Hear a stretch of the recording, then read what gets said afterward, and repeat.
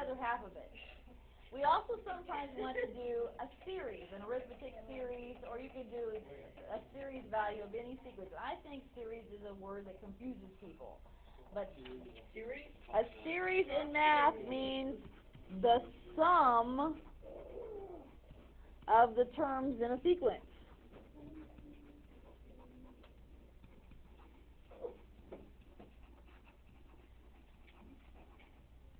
So if I have this list of numbers that form a sequence, now I want to add them all up and figure out what do they add up to.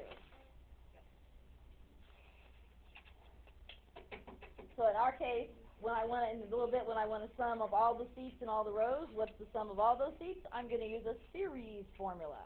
Okay, the symbol you're going to need to know here is a capital F. That's capital F with a little n, and it means the sum of the terms. Also stands for series. Sum of terms I can spell. So it's the sum of the terms you have. Okay, now this is the magic, particularly of arithmetic sequences. What I'm about to do, you will not have to recreate. This is just how they got the formula. Okay, this is why the formula works. This is mathematical magic. This is warning number 2. Watch the magic, or I'll make you reproduce it.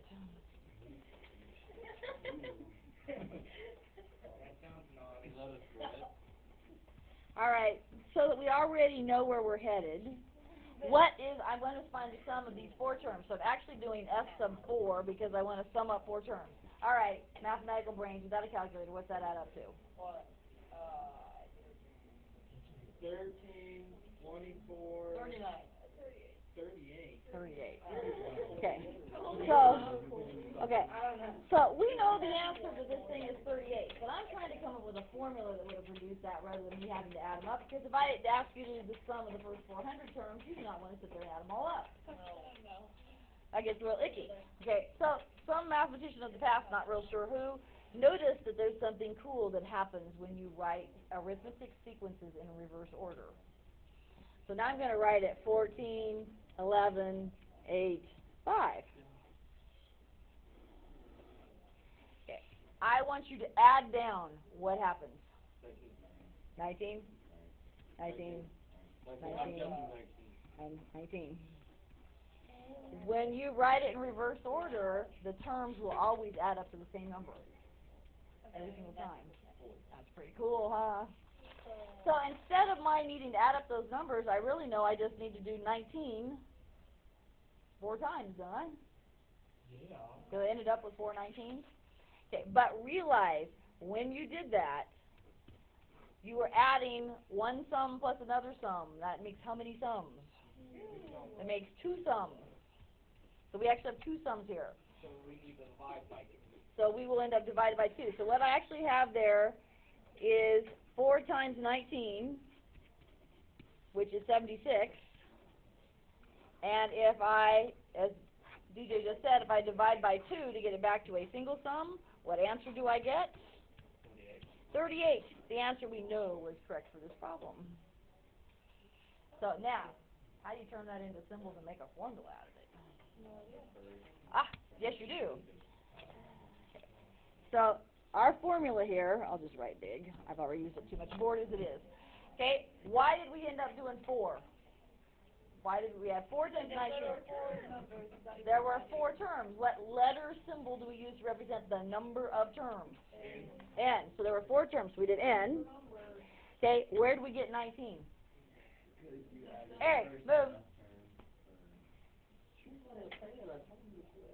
Y'all jabbering over there all the time. You're not looking, you're not paying attention. Move, go.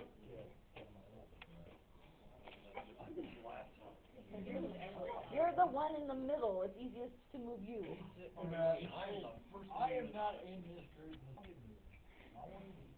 All right, so back to the question at hand. I took 4. Where did 19 come from? I added these 2 terms. What was 5 and what was 14? The first and the last. So you took the first plus the last. And then in the end, that was 76. I had to do what? Divide by 2 because I added 2 of them together. So you're going to end up dividing by 2. They stick the divided by 2 out front. You could put it over the whole thing. They don't. But it wouldn't be wrong if you did. That's how they write it. And there is your formula for finding the sum of any arithmetic sequence. You said you were gonna give us all these, right? Yes, I'm giving you these formulas. However, I am going to make you fill in for me what all the symbols mean.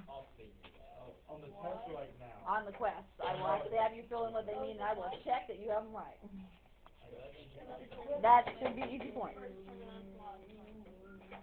Okay, so since I'm starting to run out of time here, let me backtrack to our problem with the seats. All right, so now I want to know how many total seats are in the section.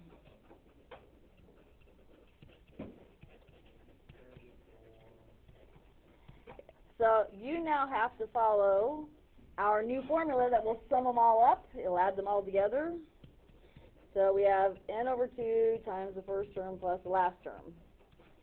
All right. What number of terms? How many terms are we doing? We're doing 30 terms. Okay. What's first term? There are 4 seats in the bottom row. Okay. Now, realize some problems you won't have already done this step. You may not know the last term. We've already done it. We know it's 62. You may have to go back to the other formula to find something you need. You won't always just know it instantly. When you're using the sum formula, you usually have to go get the other one and find something you're missing. So expect to use both formulas on most problems. And so, yeah, that's 62. Crunch in your calculator. So it'd be 66 times 15, 990. So in that particular section, they can seat 990 people.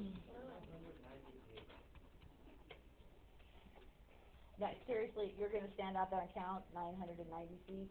Yeah. Yeah, all right. Hey, you're going to have a good day, too. They're already numbered. They're already numbered. Yeah. Not before you ordered them and figured out how many seats the stadium will hold. If you're the architect designing it and they say they want a stadium that's going to hold 60,000 people, then you got to verify there's 60,000 seats in it. Just make it a little bigger than what If you get a calculator, yeah. Oh, didn't want that, but okay, we'll go back. That was a gradient. I haven't used a gradient in a while.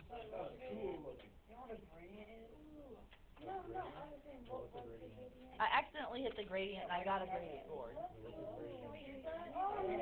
Sometimes, because it's easy to write on. I'll use the gradient board next time if you remember. Okay.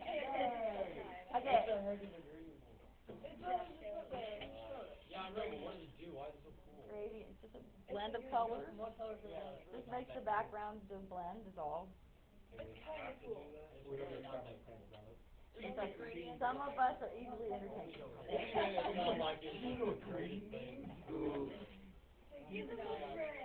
All right, children, I need to work one more problem in the next 3 minutes.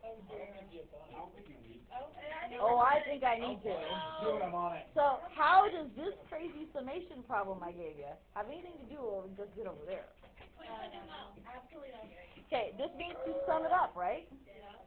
Okay, but if it's going to sum it up, that formula I gave you only sums it up if it's an arithmetic sequence.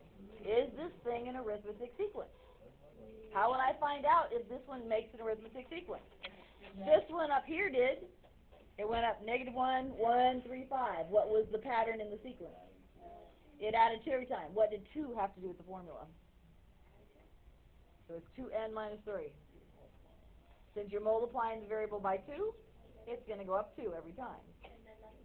So if your formula has the variable being multiplied by a number, it's going to be arithmetic. It's going to go up every single time. It's going to go up arithmetic. So arithmetic formulas happen when your formula up here, I forget, I think I wrote it as P on your journal. I think I wrote P times I plus Q, maybe? Did I use P's and Q's? Yeah. I think? Yeah. So where I is your variable, if you're multiplying the variable by a constant number, it's going to be arithmetic. You know it. Okay, consequently, you don't have to do what we did right here. You don't have to list all those out and add them up. You can just go, hey, dude, I know a sum formula for arithmetic sequences. But, all right, We learned this back in the probability chapter. We'll see if it sunk. If I'm going from 22 to 50, how many terms is that? You don't got it. Can I just do 50 minus 22? And then I have to add one back, because up here, 4 minus 1 would be 3. But we know there's 4 terms there from 1 to 4. So you have to add one back. So when you want the number of terms, I don't know where to put this, it's going to be 50 minus 22, but you got to add one back. So that would be 28 plus 1 means there's going to be 29 terms. Okay, now, you do have to do a tiny bit of calculation. You have to figure out the first term and the last term. How do I get the first term? Yes, you have to get the first term. You have to put 22 in there. You actually have to calculate it. So 22, the first term would be 4 times 22 plus 7. That's 88 plus 7 is 95. Okay, so your first term is 95. How are you going to get your last term? You're going to take the top number and you just have to put it in. And you'll get 207, and then you crunch the number and you have the answer. It's actually pretty cool the way it works. Super cool. You loved it. Somewhere I have the answer to this problem. 4,524 maybe.